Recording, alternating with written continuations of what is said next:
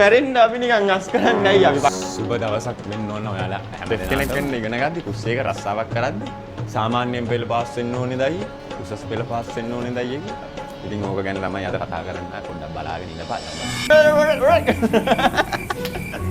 ඉතින් ඇත්තටම කියනවා නම් සාමාන්‍යයෙන් පෙළ උසස් පෙළ කියන දේ අවශ්‍ය වෙනවා මේ කුස්සියක් ඇස්සේ වැඩ කරද්දි. යා මන්ද බුද්ධික ගොම්බොංගල් ටයිප් එකට වැඩ කරන්න බැරි නිසා සාමාන්‍යයෙන් අධ්‍යාපනය අපිට අවශ්‍ය වෙනවා. නමුත් ඔය සාමාන්‍යයෙන් පෙළ උසස් පෙළ කියන දේවල් අපිට මග හැරෙන්න තන් කියනවා. ඉතින් එහෙම පොඩි ඉන්ස්ටිටියුටින් වල වෙන විස්තරයක් තියෙනවා. ඒ වගේ තැන් වල මෙන්න මේ වගේ කෘතිම මෙන්න මේ වගේ කෘතිම මොකක් හරි ෆවුන්ඩේෂන් කෝස් එකක් අපි කරනවා. කරලා ඉවර වෙලා මෙන්න මේ වෘත්තියට අපි එන වෘත්තිය කියන දේ අහන්නේ නැති මිනිස්සයා උඩින් ගියත් එකයි යටින් ගියත් එකයි. මේක අල්ල ගන්නවා කාප් එක. කාප් එකට ගැහුවා මේකෙන් තලියරේ. පිස්සා. ඔයිස් තාත්තේ සෝචනීය වේගන එන්නේ අපේ කුස්සිය ඇස්සේ වේගන්ස් එකක් දැන් මං හිතන විදිහට ඉස්සරහට ඉතුරු වෙනවා. මොකද අපේ දකුණුවත ජීවිතෙන් සමුගන්න සීසන් එක වගේ ඇවිල්ලා තියෙනවා. දන්නේ නැහැ බලමු මොනවා නැතත්. කොහොම වුණත් කියන්න ඕන ඔය කුස්සියේ ඉගෙන ගන්න දැන් අපෙන් අහනවා උඩ රස්සාව කරන්න මේක කරන්න සාමාන්‍යයෙන් පෙළ මම අරගමුණා මෙහෙම වුණා මේක ෆේල් වුණා මට මේකට කමන්නේ මම නම් කියන්නේ ඔය ලංකාවේ ඇතුළේ තියෙනවා ෆවුන්ඩේෂන් කෝස් තියෙනවා ඕන තරම්ට. ඉතින් ඔය ෆවුන්ඩේෂන් කෝස් එක යමල්ලා ගිහිල්ලා පොඩ්ඩක් බේස්මන්ට් එක ඇඟැස්සට දාගෙන මේක කොහෙන් හරි වෘත්තියට ඇතුල් වුණාන් පස්සේ වෘත්තිය තුල අපිට හදාරන්න පාඨමාලාවකුත් තියෙනවා. ඉතින් ඔය වෘත්තිය තුල අපි හදාරන පාඨමාලාවේදී අපිට ගේමක් ගහගන්න පුළුවන්. ඉතින් අපිත් ආවේ ඔහොම මේ වගේ මම හිතන මෙතන වැඩ කරන දෙතුන් දෙනාම ආවේ එහෙම. ඉතින් මේ දෝෂාරෝපණත් එක්ක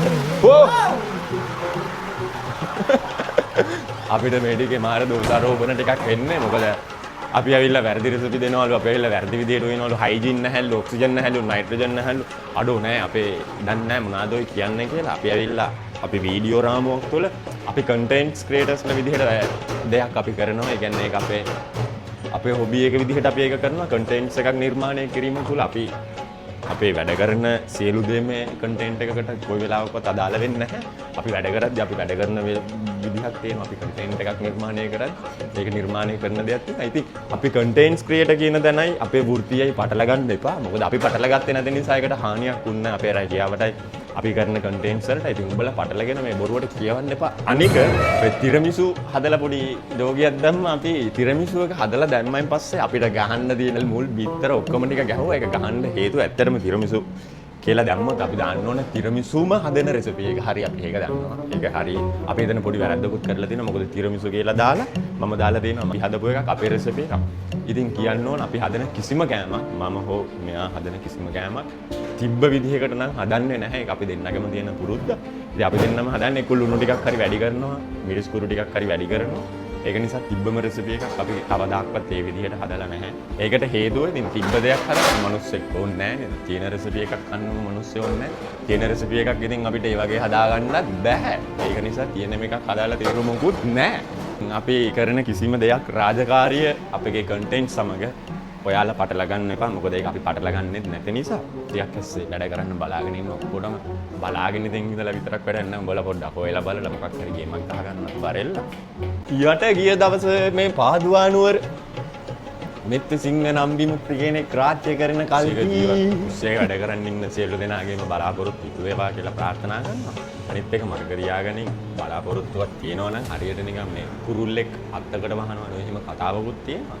කුරුල්ලෙක් දිරච්ච අත්තකට වැහුවොත් සමහර විට කුරුල්ලා බය වෙන්න පුළුවන්. සමහර විට කුරුල්ලා බය නොවෙන්න පුළුවන්. ඉතින් බය වෙන කුරුල්ලාගේ විශ්වාසය නැහැ ඔය මේ පියාඹන්න තියෙන අත්තටු දෙක තුල විශ්වාසයක් තියෙන කුරුල්ලාගේ මම හිතනවා ඔබ විශ්වාසය තියෙන අත්තේ නෙමෙයි මේ අත්තටු වල නිසායි.